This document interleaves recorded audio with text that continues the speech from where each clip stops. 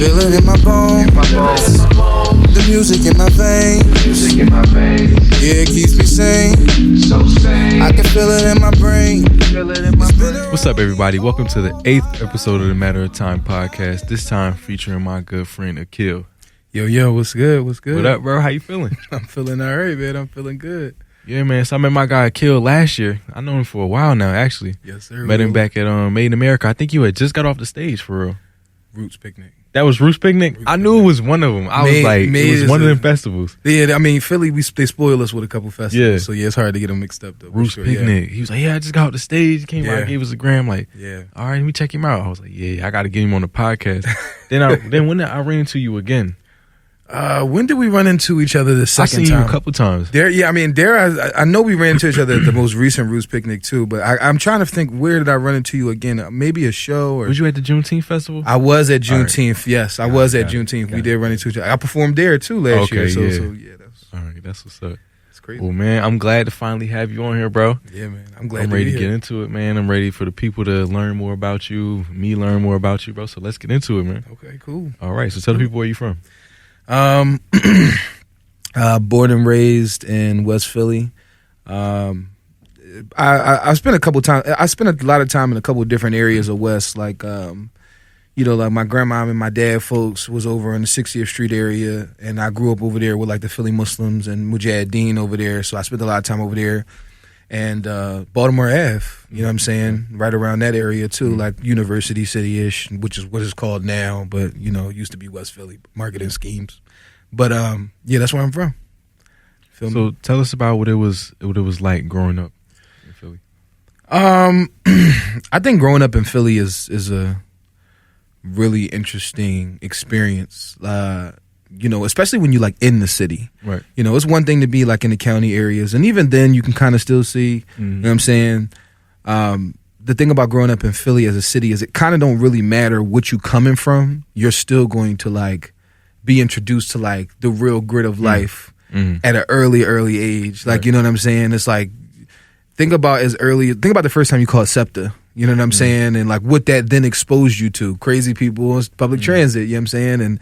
Or people getting robbed, or certain things happen, you know what I'm saying? Maybe not as dangerous, but definitely it showed you like this is not the nurturing world that's my household with my family and my parents and stuff. But I think another thing about growing up in Philly, it just really toughens you up. We give each other a hard time about the, don't be Joe on nobody, don't be hype on nobody's situation. But it's like, kind of growing up and being reserved like that, it let me know like to walk into certain spaces and read the room. You know what I'm saying? Being able to kind of build my tough skin growing up in Philly as a kid, bitten and having to deal with that, you know what I'm saying? And, once you get older, it just feel like by the time you're ready to go somewhere else in Philly, you feel like everything that you've experienced has prepared you. Right. Nobody can phase you once you make it through the Philly team. So I think growing up was definitely very much a mixture of like shelteredness, but exposure for sure. Definitely. How do you feel like that translated into your music career? Like having to develop that, growing up in Philly and having to develop that thick skin. It's funny. If I keep it specifically just about the music, a lot of growing up for me was rejecting music. Even though like as much as I say I rejected music, I still found myself around it. Like elementary school, I did plays and singing and stuff like that. And then I got to high school, I was like, you know what? Maybe like open mics with my friends might be cool and stuff. And so like, my transition into a artist came later because I didn't necessarily always feel comfortable being a singer. Like, you know what I'm saying? A lot of growing up as a young black boy in Philly, your manhood is challenged. And when you do things that are associated with being feminine or things that aren't associated with people's standard of masculinity, being soft, singing love songs, being in the music that's not rap, all of these things is things that we all experience growing up in Philly and stuff like that. So for me, I had a lot of shame for being who I was, you know what I'm saying? And I really felt like, all right, well, let me just take the scholar route and I'll be on the smart tip, you know what I'm saying? I was like aiming for psychologists. I wanted to be a therapist, and I wanted to be, it evolved into being a teacher and things like that. But like, my music journey was really like a very long, drawn out thing that kind of started with the rejection of it. And then slowly it was like, well, you're not really rejecting it because you're still around it. Right. But you know, it didn't really get serious until I really went away from home and went to college and had some time to really just figure out Aquil, you know what I'm saying, and know that that's what I wanted to do. Right. Yeah. So before we get into your school experience, especially, you know, at Morehouse and experiencing life outside of Philly, tell us when it finally clicked that you were gonna make music and you stopped rejecting it and accepting it. Where did that inspiration come from? You know, the moment that it clicked for me, it still took a while for me to dedicate myself, like to feel committed to it. Like it clicked for me, and then I experimented with it, and then I was just like, oh, you know, I might be actually kind of good at this. Right. But when I was in 9th grade, I went to Boys Latin. Okay. So when I was in 9th grade, I met this dude named Tanner Hicks. And Tan was he's a rapper. Well, he still is a rapper. Tan's a rapper, and he's super dope. You know, and at that point, we was 19, he was 14 years old, and he had already had, you know, mixtapes out, and he was recording, and, you know, he was trying to really kind of be an artist at that time. And so for me, you know, he was the first person I had met besides my parents, for real, who, you know, was my peer, who really was super interested in music. And so he definitely inspired me a lot. You know what I'm saying? The funny thing is I tell this story all the time, and with him, and we crack up about it, and maybe people gonna think I'm weird for it, but I was so impressed that Tan like was real serious about music that like it made me feel a little corny that I wasn't, and I knew I could sing. You know what I'm saying? And so he asked me to send him some tracks this one time, and I went on YouTube and I found a cover artist singer that sounded the most similar to me. Downloaded that Jones, sent it to him, and then he figured out it was not me. You know what I'm saying? And so, you know, just from that moment, you know what I'm saying, it just ended up kind of being something that was the bid and something that we just talked about and played off. And it was just like, bro, why would you? And I just told him, I was like, you know, I want to do the music.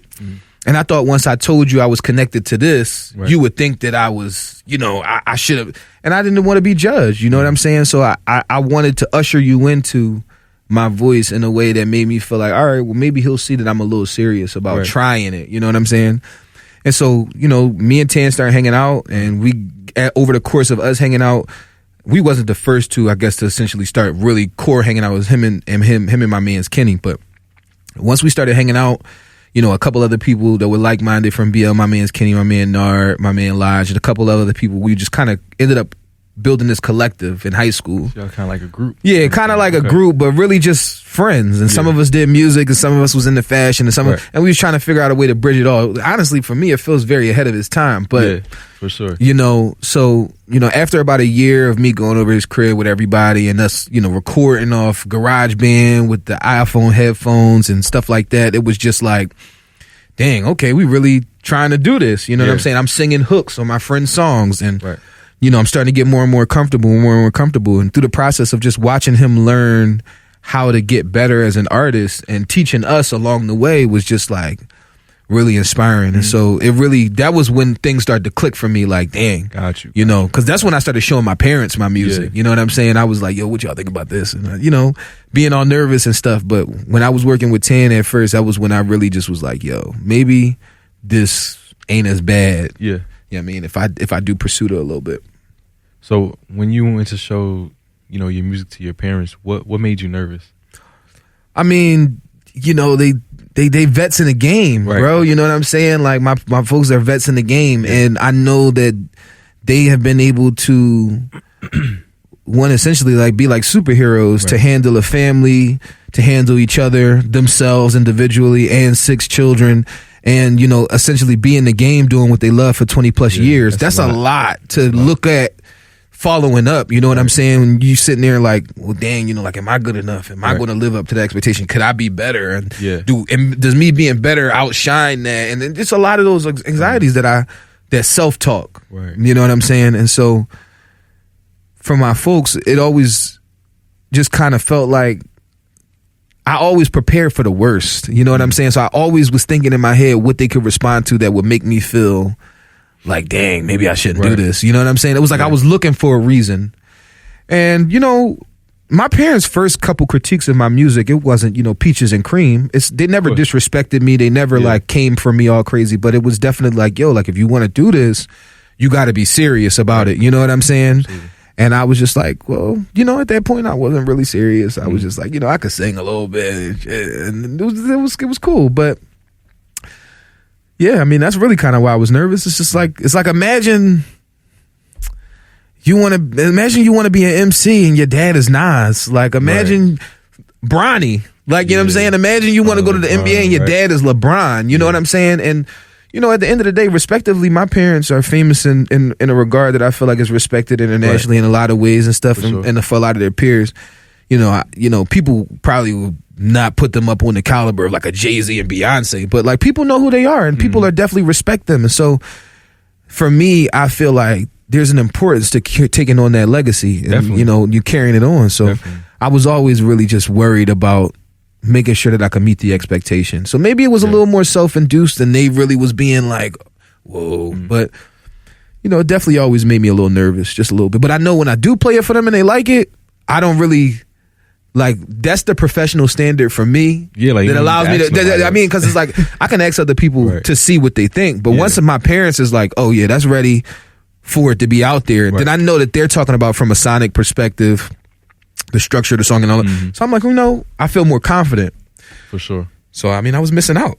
So I wanted to, you know, to ask you about your experience at Morehouse. Okay. What was that like? And if there was any way that it kind of, if it had any connections to your music career in terms of like you growing as an artist, being in school. Because, you know, there's a lot of, you know, I'm in college. Well, I just got my bachelor's and I'm going back for my master's very, very soon. Yeah. And there's a lot of artists. It's very, very, very, very common. Yeah. So when I run into people who I know was an artist and a student at one point, I like to talk to them about their experience, what it taught them, how it maybe helped them grow, any challenges, anything like that. Anything you want to talk about in terms of that experience? You know, I gotta start this particular response out with like a super huge shout out to growing up in Philly, because growing up in Philly illuminated a lot of things about my music, my Morehouse experience, that allowed me to like not really get trapped in the mystique of the experience. You know what I'm saying? It allowed me to see it as a stepping stone. Right.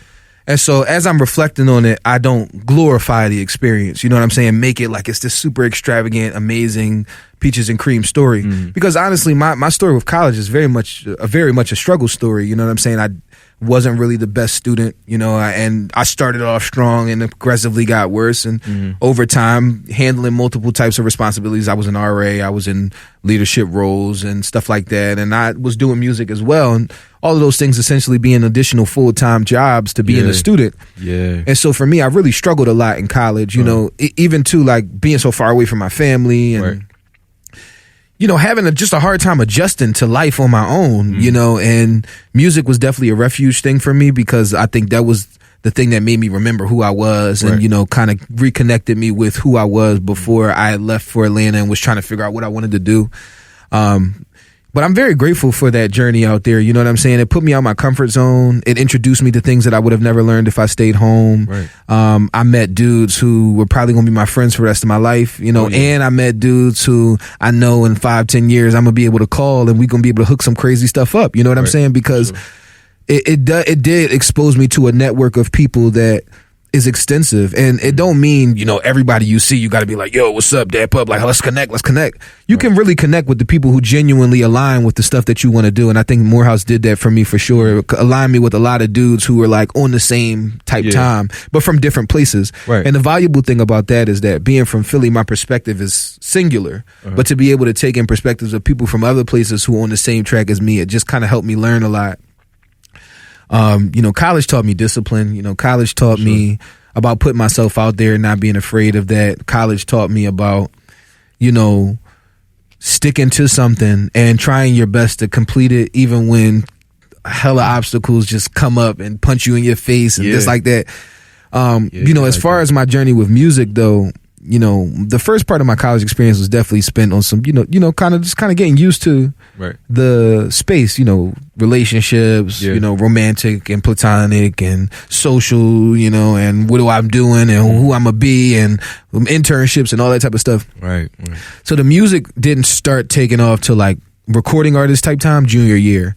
But my freshman year, my sophomore year, I was like every now and then doing like the open mic circuit. And my first open mic in Atlanta was this place called Sweetwater Live. No, it was this place called Apache. And then I did Sweetwater Live. And, you know, Morehouse exposed me to a group of artists who was putting me on to stuff like that, you know what I'm saying, and letting me know like that type of stuff existed. You know, I first got down to the A, you feel the hospitality, you feel everybody being nice and wanting to connect and this, that, and the third, and it throws you off. Sometimes you don't trust it because you so used to being like, I don't know you, what am I be hyped for? Like, you know what I'm saying? It was the opposite, because I was born in Atlanta. Yeah. And I lived in the South for like half my life, and then I came up to Jersey when I was like 10.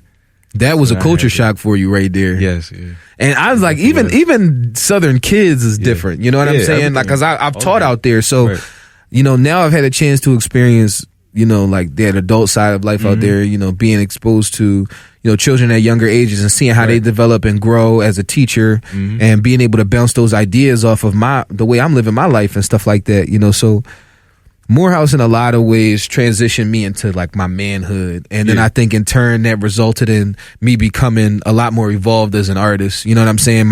I went my sophomore year, you know, I went to Guitar Center and I was ready to just be like, look, I'm just going to go ahead and do this. So I went and bought the little starter Focusrite kit. And then I got my man's the Crack Logic on my laptop and I started recording myself. You know what I'm saying? And through that process, I was taking all the stuff I had learned from Tan, watching him doing it all high school, and I was just figuring out how to do it for me.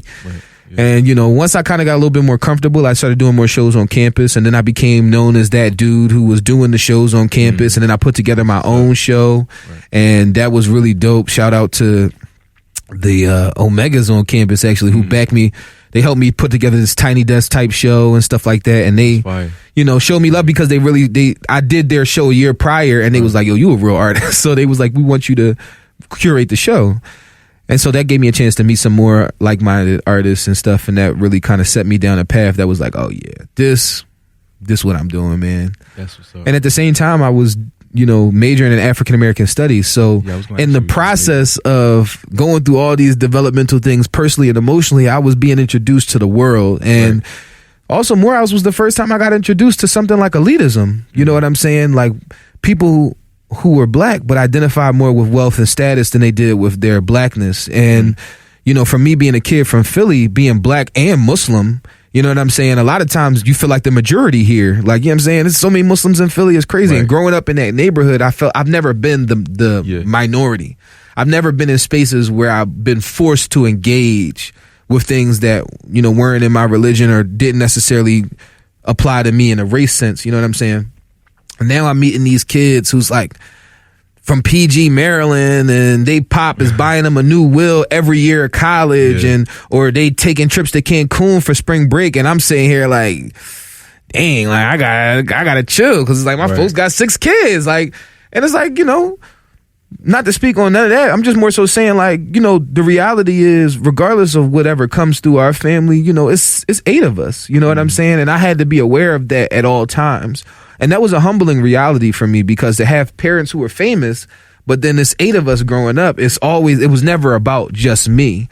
And so when I got to Morehouse and I met kids who was on that type time, it was just like, whoa, like what type time is y'all on? And you know what I'm saying? What is this? And I think it just gave me a lot of good perspectives in terms of how I wanted to move forward in my life and what type of people I wanted to put around me and what I really wanted to focus on. And so that definitely was my Morehouse experience wrapped up into something a little bit longer than brief. But it sounds like a good experience. Sounds like you know, learned a lot about yourself. That's something I appreciate about college. Like, a lot of your learning is outside of the classroom. Yes.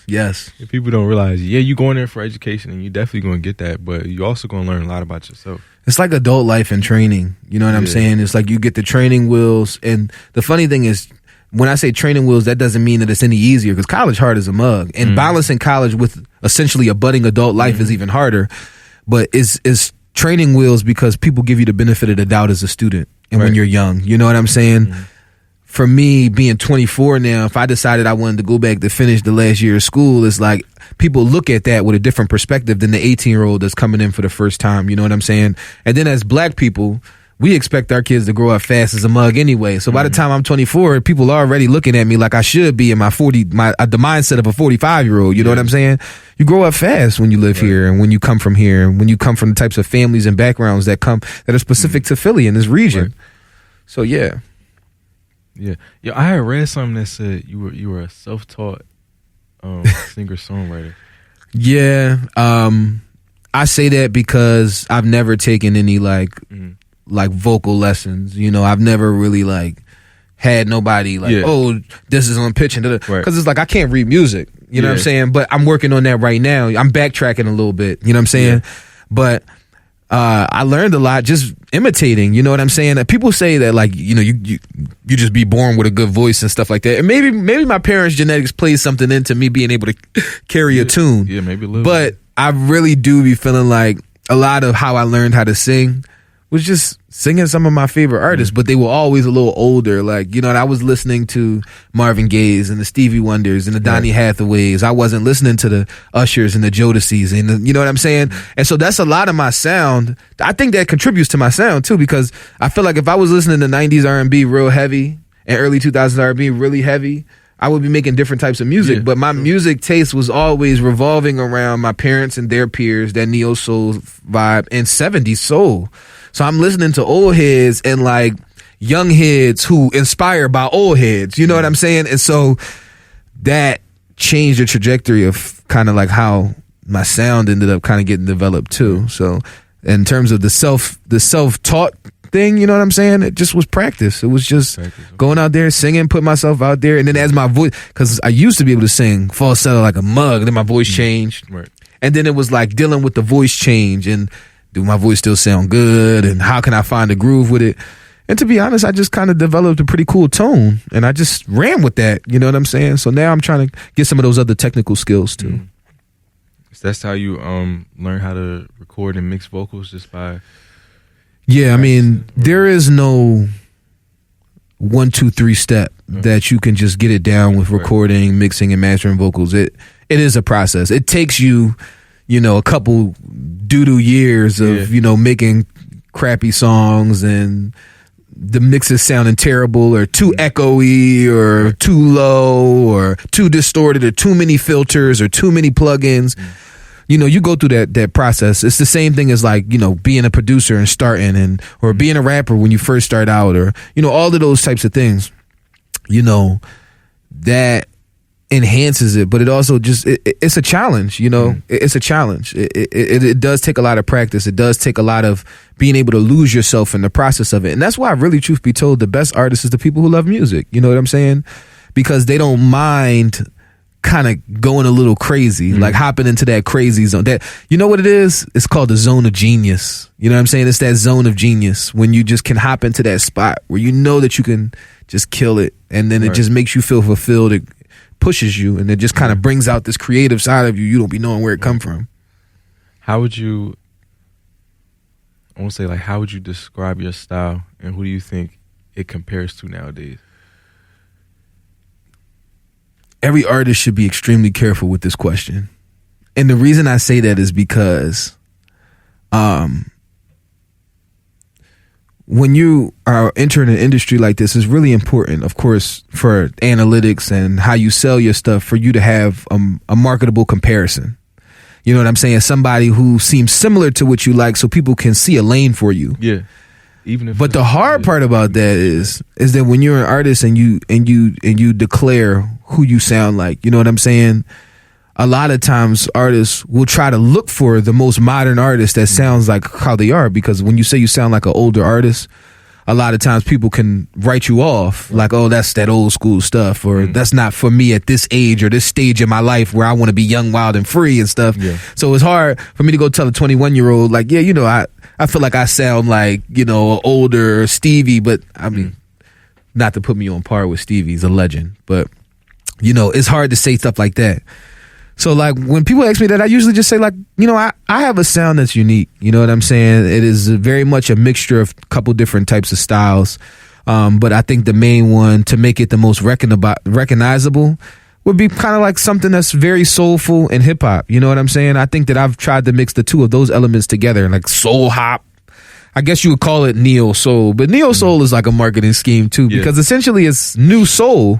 But everything about neo soul in that era and that collection of music is based off of inspiration. Right. You know, taking something that you love, creating your own vibe with it, and, you know, creating a new type of soul from it. And I think that's kind of what I want to bring too. You know what I'm saying?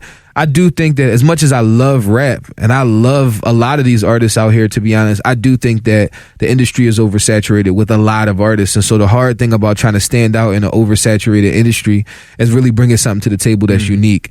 And so, I take some of my favorite influences from like the Kanyes and the J Dillas and the Donny Hathaways and the Bilals and the Roots and my parents and the Music Soul Childs and all of them, and try to give an upbeat, soulful record. You know what I'm saying? But it doesn't have to be funky. It don't have to be super duper jazzy, but it could just be like a good upbeat combination of a great singer and some hip hop ish. You know what I'm saying? And so that's how I really be kind of wanting to approach the styling of my music. I want people to leave it and be like, dang, that was like some soulful hip hop. Yeah. But it didn't have to be all rapping, you know, just, it feel like it though. Like if you watch me perform on mute, you think I was a rapper. It's good to have that kind of energy when you're performing though. That's what's up. Especially as a singer. Yeah. You know, a lot of times when you say you're a singer, people expect you to get up there and give them some long, dreaded out ballad or love song or something like that. And the funny thing is, like, singers can be more versatile than that. You know what I'm saying? True. You think about I hate to bring up random dudes, but you think about like dudes like Ryan Leslie. You know what I'm saying? Like this dude's producing, rapping, singing. You think about dudes like T-Pain. You think about dudes like, Dilla. You think about Q-Tip, like producers and rappers. You think about music, somebody who kind of has that cadence for hip hop beats so well. And you look at you look at the RZA, wanting to initially being a rapper and then kind of doing the producing thing. And, a lot of those types of artists inspire me, like the artists who come in multifaceted, like multiple skills. And sometimes that helps make up for like the lack of where you may be like, the lack of technical skills, when you have other talents that you could bring to the table, other creative things that you can contribute to the session. And so like, for me, it was just like, all right, well, what can I do to bring the elements of two of my favorite genres of music? And that was just like, all right, boom. It's different. It is unique. And I feel like you're really stepping into that. Yeah, man, I embrace it fully. I embrace it fully now. I used to feel the type of way about telling people I did neo soul music because I used to be like, I was just like following in my parents' footsteps and you ain't got nothing unique about you. You just a copy. And I felt a lot of anxiety about that. So I just was like, you know what? Growing up, I was like really not even I wasn't even allowed to listen to rap that was super duper crazy. It's not like it was like, no, but it was just like respectfully, no. You know what I'm saying? It's just like I'm the oldest child. I got sisters after me. I can't be listening to the B's and the, you know what I mean? So I was listening to Common. I was listening to Bilal. I was listening to that just kind of manifested into his own thing. So, knowing all you know now from everything you've experienced on your journey, what is a piece of advice that you would give to your younger self when you first started out making music? I think I want to tell myself the lesson I'm learning right now. You know what I'm saying? Because out of all of that stuff, I think all of that is valuable. But the lesson I'm learning right now that I think is the most valuable thing to take away from all of that stuff is to give yourself grace. It's like, imagine if you actually put a timeline on your goals and your ambitions. You know what I'm saying? If you gave yourself time, instead of feeling like I got to work until it happens. Imagine if you said, let's see what happens in 6 months. Imagine if you said, let's see what happens in 3 months. Because in that 6 months, you're going to look up and be like, dang, that's far back now. I made it this far in 6 months and it's going to fly by like that. And so I think I would tell myself to give myself grace and time. You know what I'm saying? Start to really think about laying things out into that type of style. Like, give yourself a couple months, you know what I'm saying? Get back on your feet. And I would also tell myself to really just don't stay so caught up in my head. Like, and I just like, look, Aquil, like, yourself, dude. Like, that you be anxious, that you be overthinking. And a lot of that is fake. A lot of it is just self-talk that reinforces negative emotions for you and you make the situation worse. So, try to stay calm. You smart enough, you're talented enough, and you are aware enough to be able to handle this. And I just say, give yourself some grace. I think grace is like a huge thing that we overlook. And I would love to be telling 10-year-old, 13-year-old Aquil who felt like he was such a cornball, like, dude, you're special. Like, you're cool. You know, don't be so worried about everybody else. Yeah, and those are life lessons that can just translate into life outside of music too. Absolutely. Like, those are great. Absolutely. Those are great things to know. Absolutely, man. All right, so let's get into, you know, like, what's next for you. Okay. So first of all, I want to know, when's the next time we can expect to hear some new music from you? You know, the dropping music thing for all artists, it's a scam, because we'll tell you one thing and then it's the plan is going to change. Yeah. But I will say I'm definitely in a space where I feel a lot more comfortable dropping music that I've been holding in the vault for a while. I just dropped something recently. Just go check that out. Song Long Ride, featuring my girl Drew DeRue, produced by my man Kenny Keys out of Chicago. We got together and we put together a really dope record, and I sat on it for a little while, and I was a little anxious about introducing people to the soul hop, you know what I'm saying, and and I put it out there, and you know, I'm not saying it's like million streams in, but the response I got was just very warm, and to be honest, it made me overcome a lot of the anxiety. So man, I ain't gonna lie, we could talk as early as a few weeks, you know what I mean, as late as about a month, you know what I'm saying. I'm aiming to put out a project within the next few months, you know what I'm saying, probably sooner than later. Yeah. I'm just, you know, putting together the money and making sure everything gets handled in terms of the mixes and the masters, and making sure everything sonically sounds good. And when you're an independent artist, all the money coming out your pocket. It's not like you got a label budget and stuff. And so, you know, it takes time to put those things together, you know, and I feel like it'll be worth it once, you know, it comes out there. Yeah. It'll definitely be worth it. So where do you see yourself 3 years from now in your career? You know, in 3 years, I'll be 27.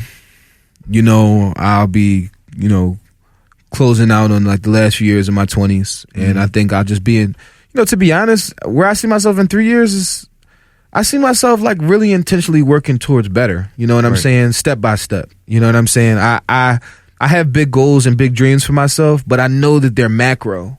So when you say 3 years, I think about it as a micro thing, because it could fly by this fast. And so, you know, I just would like to see Aquil in 3 years be a lot more confident, you know, sure of himself, you know, consistent with his music. For sure. Performing consistently, maybe doing at least a show every month, you know what I'm saying? Yeah, I like that. You know, maybe having a few projects out at that time. You know, at this point I got my debut, and then I got this other one that's coming out, so I want to have at least probably another project or two out, you know what I'm saying? I want to be having more than my foot in the door in about 3 years. But, you know, again, all of it is God willing. You know, inshallah, you know, Allah subhanahu wa ta'ala blesses me with the opportunity to be able to see something like that come into fruition in the next few years. And if not, you know, I trust the process, because I know that I'm working towards it. So even if it's 3, 5, 6, 7, 10, you know, eventually it'll get to a point where I feel like, wow, I made something of this. You know what I'm saying? 'Cause I feel that now. I would feel that way right now. Like, oh yeah, you know, you performed and you done this, but in 3 years, I definitely want it to be a little turned up. You know what I'm saying? If that's possible, you know, inshallah, if that's possible, God willing. I definitely see it for you. Now we on to our final question. You ready? I'm ready, man. I done talked your ear off, man. Good, bro. We just having a good conversation. Yeah. So I want you to tell the people why it's only a matter of time before you are a household name in the industry, and whatever that looks like for you. I'm gonna put it to you like this. All right, you ready for this? I'm ready. Okay. Hold up. I'm gonna put it to you like this. All right, ready? It's only a matter of time, because that's what's in God's plan. You feel me? Like, you know what I'm saying? That's what's just gonna happen. Great answer. You know what I mean? Like, I know it's only a matter of time, because I won't stop. You know what I'm saying? That's really to keep it simple. I know it's a matter of time because I won't stop. And so for me, I won't stop no matter what. You know what I'm saying? Because I know that at the root of it, I've been in spaces where I've had to do things for this music stuff that I might not have wanted to do, but I did it for the love of the music. Like, you know, shows when you're showing up and there's one person there or two people, or you going up on the open mic stage and you know you good, but everybody left, and you still got to deliver like it's 10,000 people out there, you know, getting on stage and putting together the whole production, the band paid and everything, and I got $0 in my pocket. You know what I'm saying? But I'm up there and I'm rocking out. Like, this funny story I'll tell you real quick too is last year at the Roots Picnic, when I did perform, what's funny is me and my homies, we went to hoop at 2 a.m. Dumb. And I dislocated my finger. So my finger was like, if you look at any of the footage of me performing at Roots Picnic, I got this splint on my finger because my finger was like dislocated. Wow. I was in the hospital till like 4 or 5 in the morning, and the camera crews in the Sprinter van to come pick us up was going to be there at 9 a.m. Ooh. And so we went through all of that, and my friends, man, I got the best friends in the world, first of all, because I'm trying to tell you, like, the way they handled that situation with me and my dramatic self, and they held it down and kept it real. And then we got back to the house and we was ready, and we went out there. We was out there all day having a blast, and it just is crazy. So it's moments like that that make me know it's only a matter of time, because you know I'm dedicated and I'm committed, and I love it, and that makes me feel like anything can happen from it. You know what I'm saying? Definitely. I can't wait to see, you know, where your journey lands you and what the end goal looks like, bro. I'm excited. Man, I appreciate you for giving me a space to talk about and articulate this stuff. I love interviews because I love to talk. I love to be able to open up and be vulnerable and have these types of conversations. You know, it lets people know who I am at a deeper level, and I appreciate you giving me a space to do that, man. It gives people more material to be able to see, like, this is the type of person he is, and I appreciate that, man, for sure, bro. You got to dap me up on that. You feel me? Of course, bro. Thank y'all for tuning in, and be on the lookout for more. Yeah, you're in it for the long ride. In it for the long ride.